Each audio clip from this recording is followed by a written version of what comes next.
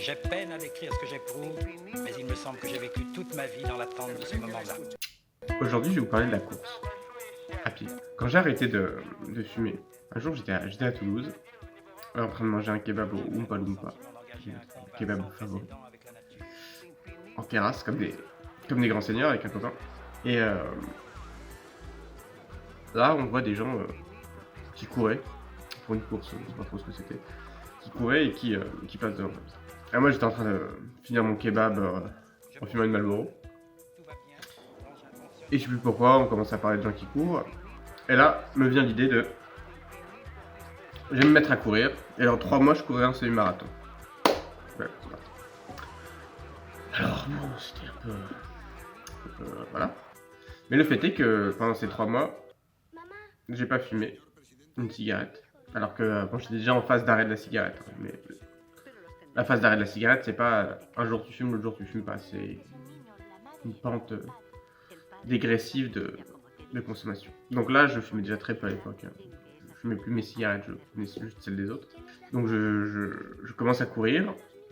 Et les premiers entraînements, bien sûr, sont terribles, puisque ça fait des années que j'avais pas fait de sport. Je crois au début, je faisais 200-300 mètres avant de m'arrêter.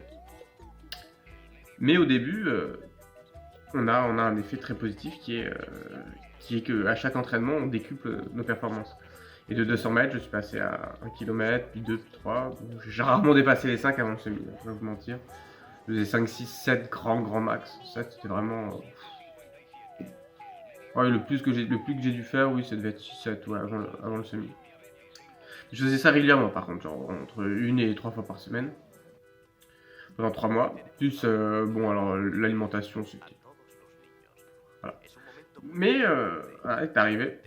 Et là, je suis arrivé à la course du semi-marathon. Alors, déjà, c'était très agréable d'y aller. C'était le dimanche matin à Toulouse. Il n'y a pas de moment plus agréable à Toulouse que le dimanche matin. Il n'y a personne. Les rues sont toutes propres parce que les messieurs qui nettoient les rues passent très très tôt, genre 4h30, 5h du matin le dimanche. Donc, les rues sont impeccables. Et là, j'ai pu marcher jusqu'au lieu de départ de la course. Et c'était très agréable. La course est partie, j'avais quand même quelques appréhensions. J'ai réussi. Je fais un temps, je me fais 2h et quelques, ce qui était pas terrible, mais ce qui est quand même pas mal pour une première fois. Enfin, mon objectif était avant tout de finir, de réaliser un objectif. Mais en fait, la course, ça apporte une chose que j'avais absolument pas à l'époque. C'est la possibilité d'être seul avec soi-même. Parce qu'au début, je mettais de la musique pour m'entraîner, de la musique électronique. Mais le rythme de la musique faussait le rythme de la course dans lequel j'étais, donc ça me plaisait pas, du coup je courais sans musique. Et en fait, ça a été un des seuls moyens que j'ai trouvé d'être avec moi-même sans pollution. Puisque plus on court, moins le cerveau marche, donc moins on a des mécanismes de mensonge et d'autodéfense qui restent, et plus on va approcher de la vérité vraie. Et cette histoire de la course, elle a culminé par ceci. Je sais pas si on voit bien. Marathon de Toulouse Métropole, finisher. Alors 5h34, bon c'est pas. Le temps n'est pas glorieux, mais la finition était là. C'est-à-dire que je suis arrivé vivant au bout des 42 km. Non sans difficulté, hein, non sans difficulté, mais j'y suis arrivé. Et là, c'était quelque chose d'extraordinaire à vivre. C'est qu'au fur et à mesure des kilomètres qui passaient, je sentais tous les filets de sécurité du cerveau, tous les filets de sécurité intellectuelle qu'on a, partir les uns après les autres. Est-ce que les autres vont m'aimer? Est-ce que je me tiens bien? Toutes ces choses-là, tous les doutes, tout était parti.